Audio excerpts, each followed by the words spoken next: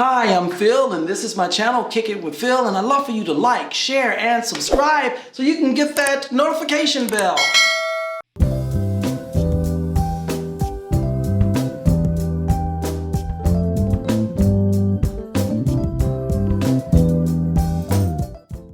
Hey you guys, what's up? We're kicking again, and I got a dear friend. I even call her a sister in the Lord, and she is just a dear friend, and she's a member of the Justice Team and the LA Voice, and she's gonna share a little bit about her life and just tell us about some things that are going on right here in the city.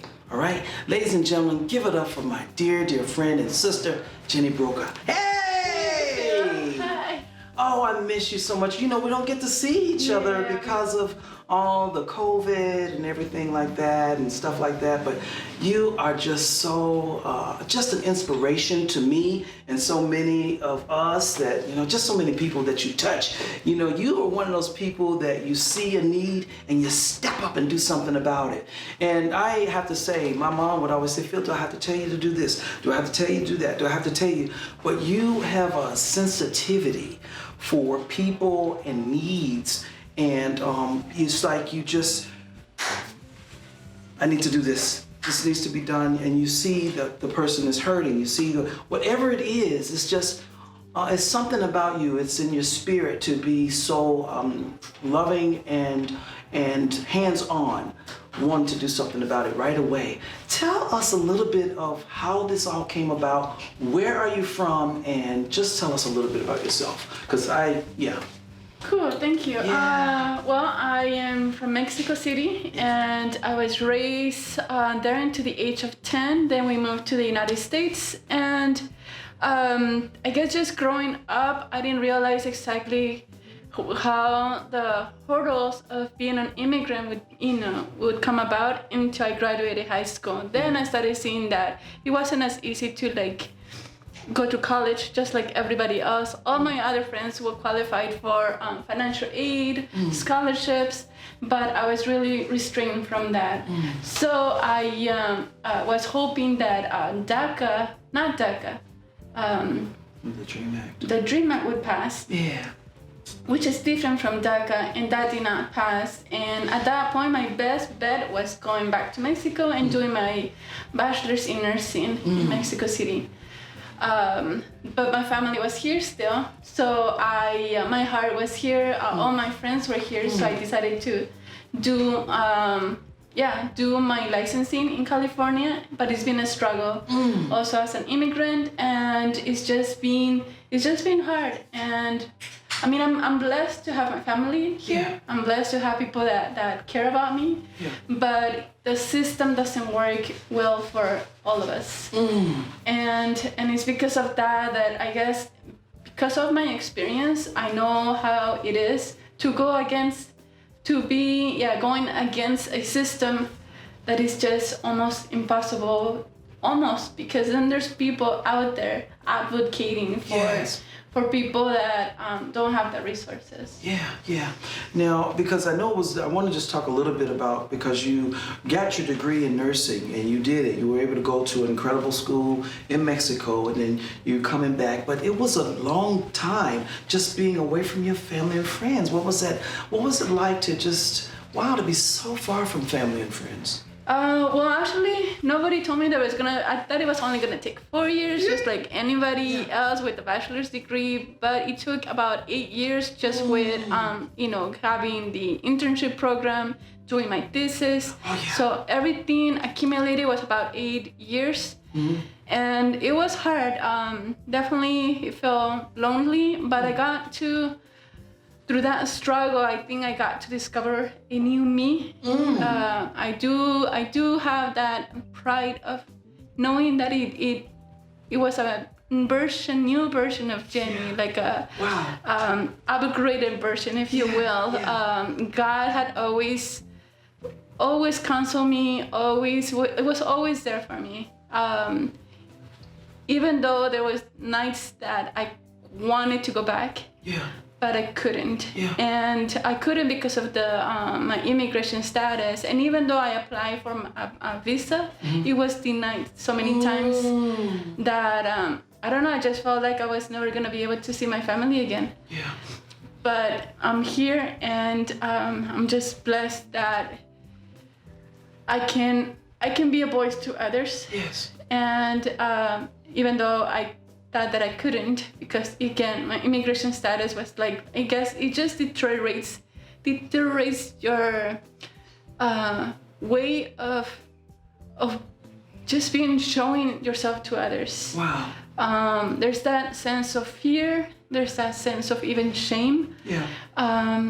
But then discovering, let's say when I started going to New City Church, I still had that hunger of just being able to be heard. Yes.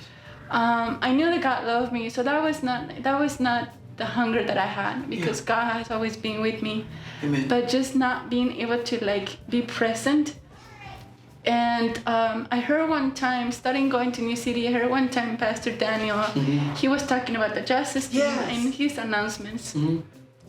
And it just became curious, because I never been in a church that would advocate, like in that way, for justice or for communities. And then he introduced Angel, which is one of the leaders in LA Boys. Okay. And I'm like, okay, what is the justice team? What is LA Boys? What is all this thing about? And I just became very curious.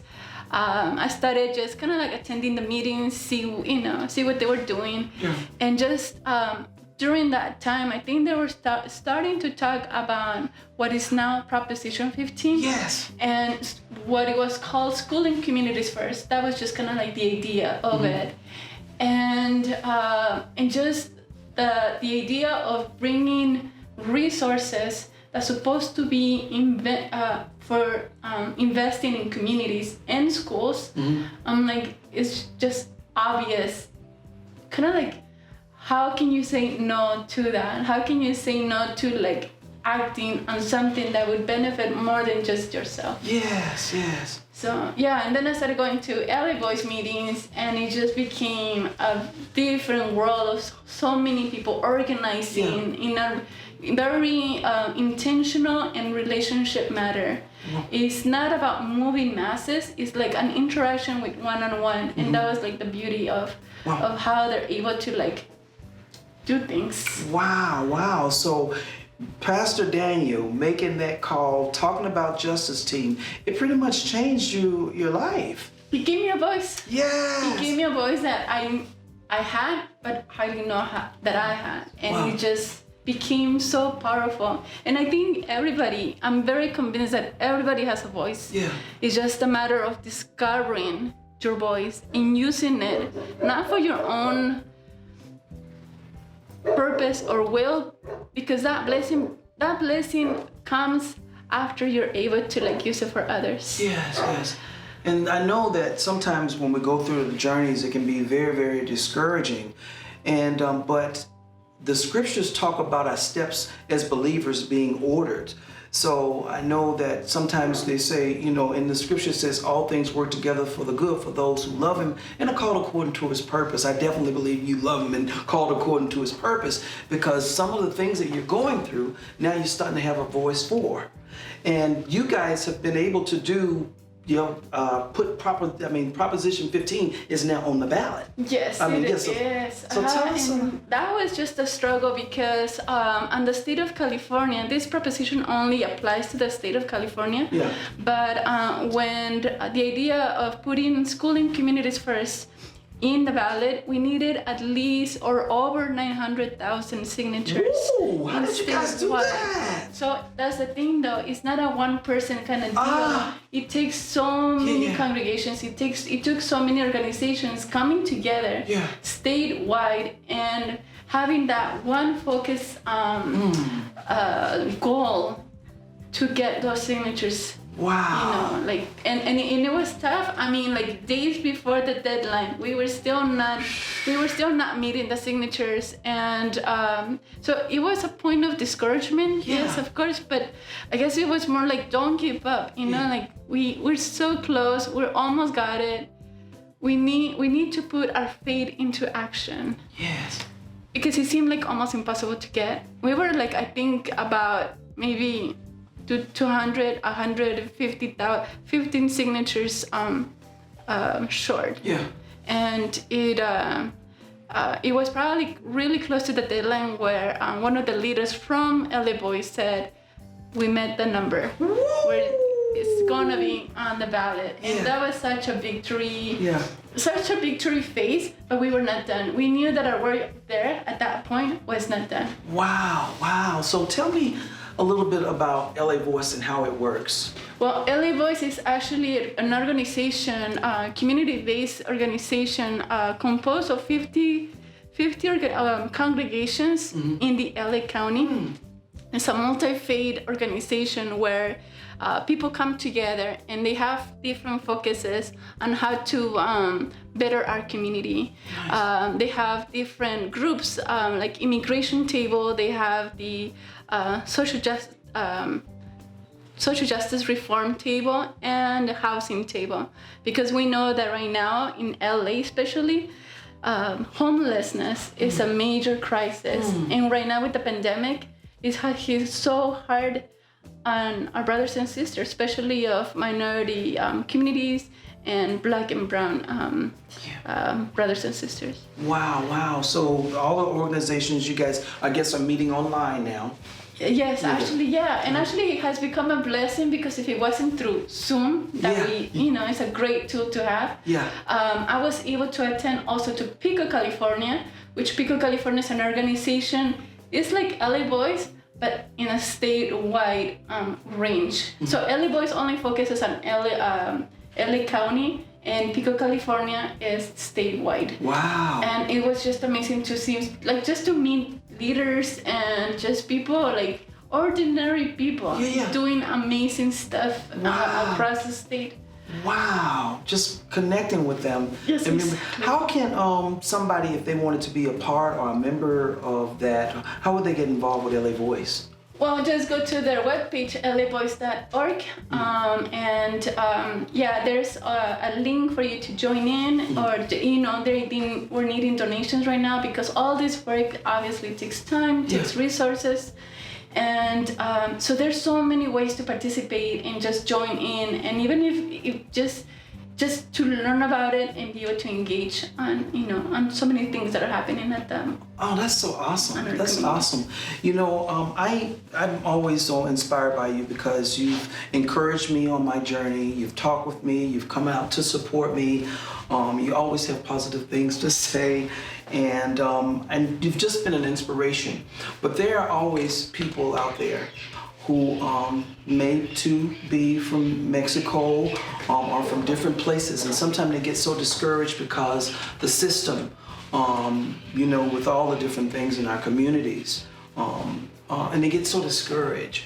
What would you tell them to not just throw in the towel, but to just hang in there a little bit longer? Because this is something I think that's been driving you.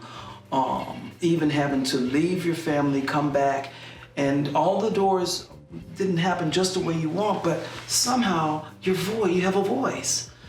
What would you tell somebody who's thinking that, they just want to throw in a towel? I just think that the people who go through struggles, your experience itself can be a major way to reach out to others.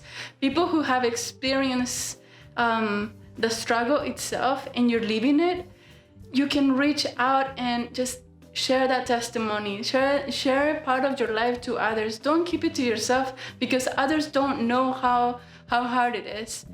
But you, by somebody sharing it and leaving out the fear aside, don't focus on yourself, but on the people that you can actually reach out and educate, even just letting them know how making them aware that you're representing so many others.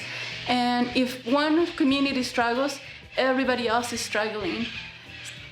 Wow, that's so beautiful. Oh, Jenny, I'm just telling you, you're an inspiration. And I know that the Father is just using you magnificently.